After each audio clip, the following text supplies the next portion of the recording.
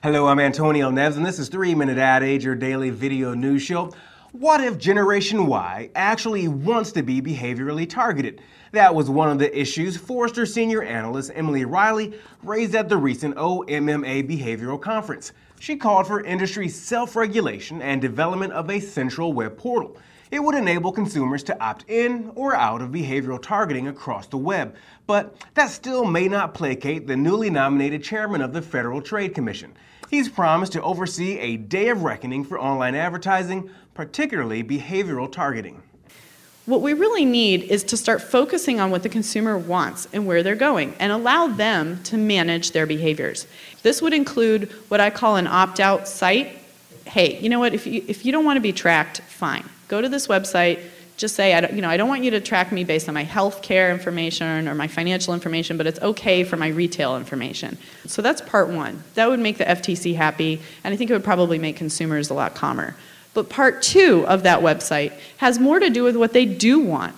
Imagine Gen Y knowing that there's a place that they can go online to manage all their wants. To say to somebody, you know what, I'm actually in the market for a car. Send me your best offer. Compete for me. And not only that, but use my search behavior, use my behavior on my Facebook page to give me a more relevant offer than if you didn't use those behaviors.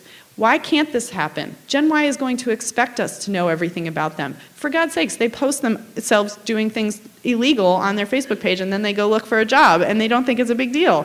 So do you think they're going to be worried about us giving them an offer for a better car that they want? Of course not. The negative, if we don't do this, is that it's going to look like wiretapping. It's going to look like we're sneaky and shady and that we're ignoring what consumers want in order to make a quick buck.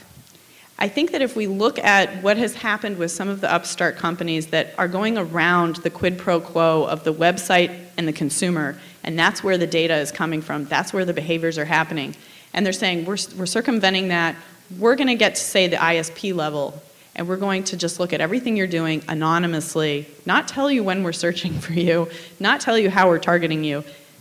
That's not going to sit well with a consumer, and I think it goes against what's so valuable about the behaviors, is that you have a relationship with that website. You have a relationship as a buyer, as a consumer, that you want them to know you. You don't want it to be impersonal. If you're Generation Y in particular, you really expect a more personalized relationship with a site. And that's it for this 3-Minute Ad Age. Thanks for being with us. I'm Antonio Neves at Advertising Age in New York.